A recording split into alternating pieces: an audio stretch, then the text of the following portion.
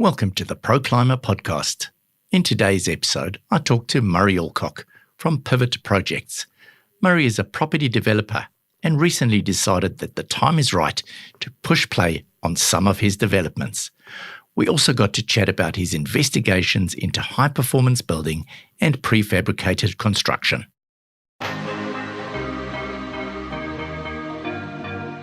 Pro Climber inspires and educates people to create healthy, durable and energy-efficient buildings to live, learn, work and play in.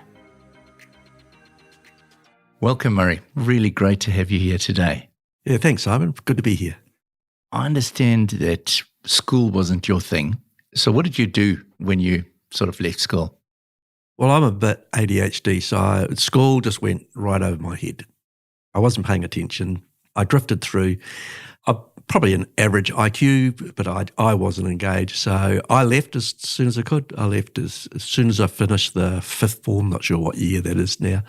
But I went straight into a carpentry apprenticeship and did a 4.5-year apprenticeship. Now, we were just talking earlier and you were telling us some of the changes that occurred during that time. Do you want to give us a bit of a run through of that? When I first started, you pretty well did most things on site. You know, timber would arrive in a pack, and one of my first jobs was learning how to cut it up and create a pre-cut pre-nail. We did everything on site. We dug everything by hand. We did steel by hand. We poured the concrete. We did our own roofs, all those kind of things. And during my apprenticeship, the things that came in were insulation standards. So pink bats turned up, jib board turned up, pre-cut pre-nails turned up, trusses turned up. People started using diggers and concrete screeds, vibrating screeds and helicopter screeds, and all of those turned up in a very short period of time, including labour only, which was another new thing. So when I actually finished my apprenticeship, I came out of my apprenticeship at midday and I left 1 hour later, and the next day I was doing labour only. Oh my goodness. It was hugely enticing. You got good money for labour only back then. I'm sure. And how did things progress from there on? I finished my apprenticeship. I grew up in Tauranga, so I was in the surf scene, rugby, all that sort of sports kind of background. But with the surf scene came the drug scene as well. So I sort of got less motivated as time went on. I travelled to Australia. I came back from Australia. I actually met my wife while I was travelling around Australia. We got together. We circumnavigated right around Australia, and then I came back to New Zealand and went back. I did some boat building and did sort of various things. And then my career of where I went, I didn't stay building for very long. I just went off into different things. Now, originally when I came across you was through a LinkedIn post where you were explaining that you feel that it's time now. You've got some projects that you've been working on and looking at, and you just feel that the time is right now to push the button and go ahead. Can you give us a bit of an insight into that? Yeah, well, 30 years ago, I was a property developer and had a property development company and a construction company, and we went through some boom and bust periods through then. We became a property syndicator, went through boom and bust periods through then. That actually didn't end up very well for me. And I have recently gone back into property development, and we have also formed our own construction company. So something that actually I vowed never to do again. But I've gone back into construction, and we've gone through this correction period, which I've seen maybe 6 or 7 of those. And you can see the signs when the seasons are about to change. And what we've gone through in New Zealand is we've got a drop in consents because projects don't work. And so we've been looking at that. We've got 2 projects that we put on hold about 18 months ago because they just were not viable to do. And one of those projects we've decided to kick off because we can see that the economic cycle is changing with the Reserve Bank now making that one little change. They have signalled to everybody that the tightening period is over, and we are expecting to see those rates drop over the next year or so. Probably maybe the expectation generally in the market is probably a 2% drop. So that's going to change. It already has changed people's minds, but we see that If we start our developments now, we're going to be, for consented developments, we're going to be a year before we finish. So within a year, interest rates will have dropped significantly. There'll be demand, prices will be rising, and those projects will work. So we've got one project, which is an 8-unit project, that only just works at current market. It's actually below works, but we've just taken the view by the time we finish in a year's time, that project will be viable. And so we're going to pull the trigger and make that go. Our attitude is we'll get to the end of it. If markets haven't risen enough for us to sell it, we will sit on them and wait till the market does actually get there. But we don't think we'll have to hold. Great. So I saw some mentions of the fact that you were saying that Waikato and the Bay of Plenty were particularly attractive for you at the moment. What it is about those areas that's looking interesting? Things have been tough in Auckland trying to make projects work, and I just started thinking, where are places that might be better? I spent 17 years in Christchurch, but I couldn't imagine going back down there somehow from Auckland and building. Then I thought, well, the Bay of Plenty and the Waikato are our adjoining provinces. They're both within, say, a couple of hours. 55% of the country's population actually live in that. It's called the Golden Triangle for a reason. So it's got a large population, and they're also the three fastest growing cities in New Zealand. So we just looked at it and thought that's got to be a viable opportunity in there. So we started looking at Tauranga, Rotorua and Hamilton. We looked at projects in those places and we looked at the market, and we think those markets are doable now. Now, you've talked a little bit about better performing homes. What is your definition of high performance, and what are you thinking you might be able to do there? So I'm not driven by the passive house perspectives, and I'm not driven by climate issues as my motivation. I'm interested in all those things, but they're not my motivation. Well, I come from a generation that basically thinks that what we're building is pretty good. It's way better than the old stuff. And when I started to talk to people and realised that the science of our housing was showing that we're actually building problems into our house as they get more airtight, they actually get moisture problems, and we haven't solved those particularly well. And if we continue just building to code, we're actually building problems into houses for people for the future. And from my perspective, that's the driver. I can't, in all good conscience, build a house or build housing that actually is creating a problem for somebody, either in maintenance or actually health problems in those houses. So that's what triggered my interest. And so what I think of as a high-performing house is a house that I'm not building a future problem into. And it's mostly around moisture. So when I've looked into it, I'm still fairly early days exploring all this. I'm no expert at all. I'm just trying to figure it out. The biggest problem that we have is a lack of ventilation. And I come from a generation that also thinks you just open windows and doors and you let things naturally ventilate. But actually, in how we're building our houses, that doesn't really work. So we have to start considering mechanical ventilation and take the human equation out of it and make it actually work from a scientific point of view. In doing that, we're adding cost to our build cost, and that's actually a conundrum. So usually as a developer, you're trying to take lines out of your cost, not actually put more lines in. So I have a tussle with my own team. I'm trying to actually add these lines in, and they're all freaking out going, we're going to not make these affordable. And my view is we have to find a way to have trade-offs that this becomes an affordable way to build properly. Now, a key thing that currently in New Zealand, we don't see a huge amount of whole home heating. And obviously we have a lot of heat pumps at the moment in New Zealand being installed. I was just at the home show on the weekend and was just staggered at the amount of companies selling heat pumps. Now, you seem to have an idea of some other form of heating. Can you tell me what you're thinking there? I don't really. I've raised that on LinkedIn because what I do on LinkedIn is I throw things out there and see if people that are interested come back and either argue or have So I've met a lot of people that have given me a lot of information.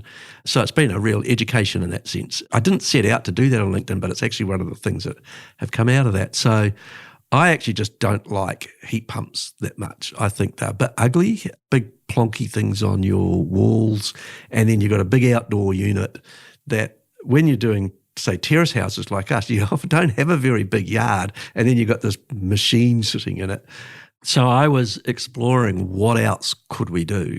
And like in my own home, I put a central ducted heat pump system in, and the heat pumps are actually hidden. They're in the roof space, or one of them's in my living area is actually above the fridge, and it's in a ventilator so you wouldn't know it was there.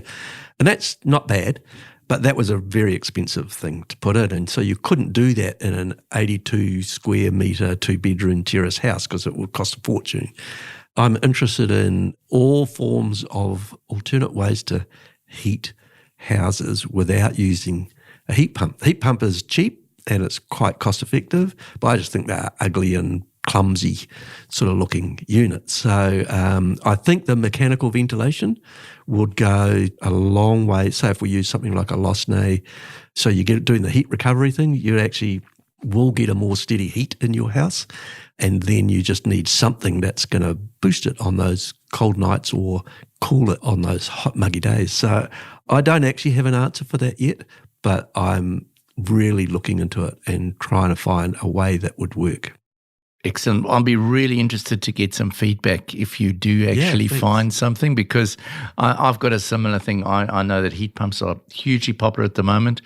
Personally, I don't like the feeling of heat blowing at me, I must admit. Yeah. I find that a bit frustrating. So looking at different systems around the world, obviously sort of that whole home underfloor or panel heating seems to be really nice. But as you say, there's a lot of cost involved in that. And New Zealand, currently you need houses that are high performance so that you can run those systems without costing you a fortune as well. So that sort of leads to the next concept, doesn't it? Well, I think the challenge for somebody like myself, so I'm doing property development, I'm doing it with partners, and so I've got a responsibility to get a return to those people. And if you're doing terrace houses like we do here in Auckland, you actually have to have basically a 20% margin after your costs to convince a banker to lend you the money. So if you decide, I'm going to do high performance units, and you just add cost to yourself and you squeeze that margin, you no longer have a project and you no longer have the ability to create housing for people. So it's actually, it's a costing dilemma of what do you add in. So if we can't find a heating solution that's just as cost effective as a heat pump, but actually works as well or better, then you're stuck with a heat pump. But I'm interested in like infrared and all those kind of things. Like, what could you do that would be an intrusive thing that's maybe sitting in a ceiling panel or a lighting system that we could use to replace stuff that's clunky? But I don't know if any of that works, and I don't know what the cost is. So I'm just in a serious exploration period of my life. I'm trying to reinvent how we go about things. That's really great, Murray. And yeah, I look forward to following you and seeing where you actually go on this journey, because it's great to hear that you do have a conscience about developing properties that are actually going to be healthy for people to live in and comfortable. So that's really awesome. Now, looking at sort of a little bit of history, I saw that a while back you were talking quite a lot about the build to rent option. And when you're designing a build to rent rather than a build to sell, are there different decisions that you make around products that you use and ways that you construct that? Yeah, so the build to rent option versus the build to sell. So most developers are in the build to sell category. I would guess at like 90 to 95% in a build-to-sell model. So what you're trying to do is cut your input costs and maximise your value. And so there's a large disincentive there to actually address some of these things. Once you go into the build-to-rent where you're looking to keep these long-term, it changes the equation, because now it's important what is the long-term maintenance, what is the running costs, all those kind of things. So when I started to think about the build-to-rent market, what immediately struck me was you need to make material selections, for example, that's like what you put on as an exterior cladding, so that even if you're selling it to people that are going to keep it long-term for rent, you want to deliver them a product that's going to be a low maintenance product. So we're looking suddenly for durable, so you're wanting a nice design, livable spaces, and you want durable materials. And so they've got low maintenance, and then it introduces the whole thing of the performance of the property. So if you can introduce things that cause a low running cost, then that equation is really easy to measure. You can think, if that pays off in 3 years, then it's worth me putting in now. Whereas for a developer who's doing a build to sell, there isn't a 3-year period. There's just like now. So when we started to look at build to rent, I was partly motivated by the fact we couldn't make build to sell work. so we started thinking, well, what if we went into the build to rent market? So I actually have split that into 2 categories. One is the build to rent market that the government or the industry is calling build to rent, which is basically 20 or more units. They've got one owner, and they've got like a 50-year sort of commitment at least to that rental model. But we've gone, yep, we'll look at doing those, but there's also the current rental model that we've got for general investors, often called mum and dad investors, but not necessarily mums or dads. But people that want to invest in property directly, so that would be a sub 20, it might be 10 units. And so we've created a model where we can get those investors to come in, they actually buy a unit, put up the investment money, we'll deliver it for them, and they get the unit at cost, basically. And then we haven't put anything on it, but we're using all of the durable, high-performance principles in delivering that, but they've got no obligation to stay there for 50 years. It's not got one landlord. They can have any property manager they like, etc. So we've just made a distinction between a retail or public party as being a build-to-rent model or more institutional model. So both of them, though, lend themselves to doing a higher performing model because you've got a vested interest in the long-term performance of that property. So I saw you mention Homestar 7. Yeah. What are your understandings about Homestar 7 and how that can benefit the performance of the building? Well, out of my LinkedIn posts, I've had a fair bit of people, Homestar people, yes, and passive house people have a coffee with me to re-educate me. Yes. So it's not that hard to move the standard build to a Homestar 6. Like, that's not a big leap. It's a bit more of a leap to go to 7, and it's a really big leap to go to 8. So we looked at it and went, Homestar 6, I'd accept doing a Homestar 6. And what that says to the market also about what you stand for and what you're trying to do from a performance point of view. But I'd like to go to Homestar 7. Homestar 6 is a minimum standard. Homestar 7 is our target standard. And purely because we are doing things that are then, they are better from an environment. So part of our thing is we want to build housing that's good for people and good for the planet. And I'm not a passionate climate change person, but I recognise that to be responsible, we need to address these things. So Homestar 7 is sort of like our target. Great. Now, we've obviously seen some changes to H1, the insulation code of New Zealand recently, and there's been a lot of discussion about that. You can currently, if you're building a house to H1 standards and you follow the schedule method, you're putting R6.6 in the ceiling. Whereas if you follow something like Homestar, you're actually doing an energy modelling. So it's a modelling of the house to actually see how it's going to perform. So I'm really impressed to see that you're actually looking down that line. Are you finding that your investors are seeing value in something like Homestar? I wouldn't say yes to them finding value in it. I think people go, oh, that's good. They're not necessarily want to pay any more for it as an end product buyer. I think we may find that will emerge over the next few years. People will become far more aware of it and they will pay a value increase, or they'll pay at the higher end of your sale bracket because they're going to get those. It gives a confidence. It's like any kind of brand. You can buy Panadol or you can buy something that says it's got the same amount of, so it's just a choice, right? But a lot of people just go, I trust them. So I think that's going to be what happens in building. People go, it's a Homestar 7, it's got a bill guarantee on it. It's got all of these elements that go, that's actually good. And I think people will be willing to pay Not a lot more, but they will pay at the top end of the value range for a sale of that kind of property. I think the investors, from our point of view, that people that put the capital in, they don't really care. Deep down, they're looking for a return on money. And so if we're doing a good product, they feel more confident about who you are and what you represent, but it's not an equation of the investment. So what are some of the methodologies? I see you talk a lot about systems and things that people you're talking to understand the industry. What are some of the means that you're looking at using to allow yourself to improve the quality and the performance of these builds while at the same time doing it at an affordable price that you can actually sell your development? Well, I have spent years looking at offsite manufacturing because I love the idea of it, make something offsite and plonk it there and it's up and go.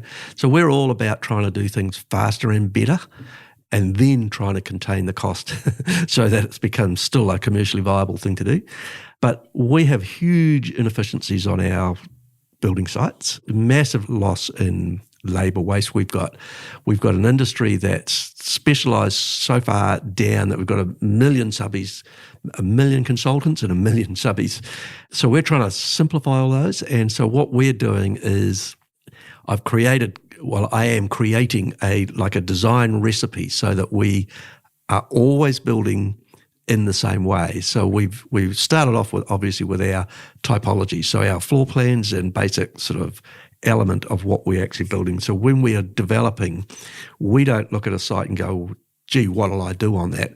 We take our typologies and plonk it on there, and if it fits, then that's a good site. And if it doesn't fit, we're not interested in that site. So we're not trying to reinvent the wheel from a design point of view. So then that leads to what are we building out of? And so we've decided to go down the sort of build to rent model in our developments no matter what. So we're going to do durable materials, doing the homestart, all of those kind of elements as what we're doing. We're trying to figure out that recipe by and large, but our recipe is going to be that this is consistently how we build and what we build with. And I am right at the cusp of deciding what our structural element will be. So we are either going to go down the line of, which is probably my first preference, will be a standard timber frame, but probably a J-frame, because I quite like the idea of LVL timber, which ITM does, and they put a panel on the outside. So everybody's used to that. But what we do is we get a semi-rigid sort of barrier. It's a structural frame, so we can get rid of all jib bracing. And so that's what we're trying to think of is, if I do this, what do I get rid of? And how do I simplify that? So we'll more than likely do predominantly brick as an exterior cladding. I grew up in an era that we actually ended up hating brick because there was so much of it around. So I've come back to brick. I've come back to a few other products, like the fact that we can do that Maxim colour steel product, which has got a 50-year lifespan. I like all those kind of things that are coming out. So what we're trying to do is have a recipe of what we build out of, and that it is a repeatable and scalable way to do it. Getting rid of the waste of materials, so we do as much offsite as we can without necessarily going into a full offsite idea. So like a pre-cut pre-nail and truss system is an offsite manufacturing. So we're just going to add to that a bit. The second option I've got is probably to go to SIP panels. So I have used SIP panels. We did a bunch of work with others with the Salvation Army, and we did 66 terrace houses for them over a couple of projects, and we used SIP panels, and that was actually pretty successful once we figured out how to put them up. And there were issues around it, which I think they've gone a long way down the track of solving. So we're really interested in the SIP panel idea. So what I'm saying there is, let's say if we pick SIP panels, we're going to build out of SIP panels, we're going to get good at it, we're going to learn how to actually do that fast and make our houses better as a result, and we're just going to do that so that is our system. Yes, because I think we've got to a point in New Zealand where things have got very complex, haven't they? Yeah. We've got custom windows, we've got all sorts of different claddings going onto buildings, and I think these are adding a lot to the cost, aren't they? Yeah. So one of our goals is to have no bespoke elements. So no bespoke kitchens, no bespoke exterior joinery. So we're in the midst of creating a suite of standardized windows and doors, and then we will have them pre-manufactured. So our goal is that on day one, before we step on the site, we could issue every order for every element in our project. It's just the date they're going to arrive. So we don't want the joinery guys to turn up and measure all of the openings and then go away, and 3 weeks later the windows arrive. We want to be able to go, we want them to arrive on that date, and 1 week before we're going to let you know that date. And we're focused on our programming, so we actually program out every day of the project, and then we manage to that so that everybody actually knows the date, and then we just fine-tune it as we go along. We'll get better at that as we adapt to a lot of these things that we're introducing. And kitchens are the same. Like often you'll see architects, they'll put a little end wall, and so then you've got to get a bespoke measured benchtop. So we just leave it open-ended at both ends. So you can, if you've got an L-shaped kitchen, you can just, all you got to do is make sure your joinery is plumb and square. Your walls are plumb and square, and so that top can just go bang and fit in there. So one of our principles is got to be able to be ordered on day one. Great. Now, one question I've got is around, you're obviously focused on terrace housing. What is the reason that you prefer that over apartments?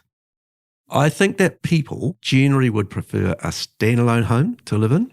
And if they can't have a standalone home, they will go to a terrace because they've got a little outdoor area at least, but they've on a piece of land and they've got some indoor-outdoor living. When you go to the next one would be an apartment, and then all you view, generally if you're not on the ground floor, your outdoor living is a deck, and those aren't often very big in most of our apartments. And when you start building apartments, like a terrace is a much more complicated thing to build than a standalone home.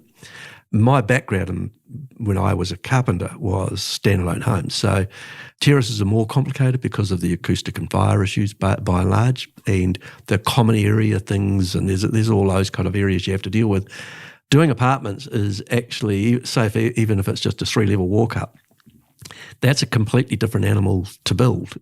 And you can change the cost of what it is to build that by what you design the materials out of. So if you do a timber structure with timber floors, for example, the amount of extra work and materials that go into making that acoustically and fire rated, make it sound. So you're creating a fire and acoustic envelope in every unit. So that is a more expensive build, and it's more complicated. And it's more specialist to get right because it's got to be tested. If you mucked it up, you got a big problem. I've helped another developer try to sort out some of those problems on their sites, and it's a bit of an eye-opener when you don't pass the acoustic test and things, and the whole thing's finished.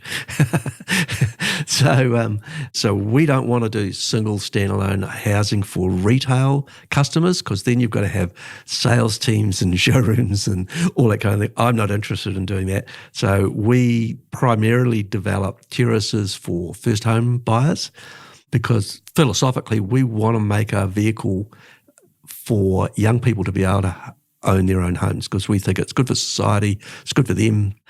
And then we use exactly the same model to do as a rental property, so we don't descale it in any way, and we use exactly the same model for social housing.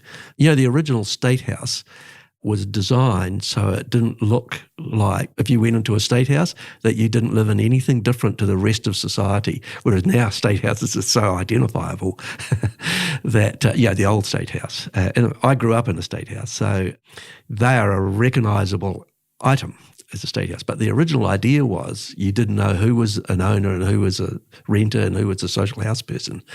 And that's our philosophy too, is that what we build is no different to what a first home buyer would buy, so that people actually can have good housing and they're proud of where they live.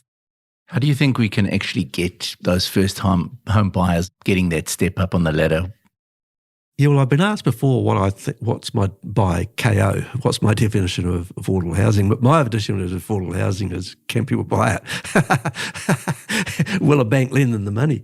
But we're trying to build houses that young people are able to fund themselves into, and there are lots of people that can't get into that position. or not easily. And it's a hard road to get your first house, always has been, no matter what people say about the generational issues. When I was young, houses were cheaper, but it was hard to get funding. Banks would only give you 60%. You'd do second, third mortgages and all sorts of things. For young people today, they've got a high standard often of what they want, and I don't think that's a bad thing.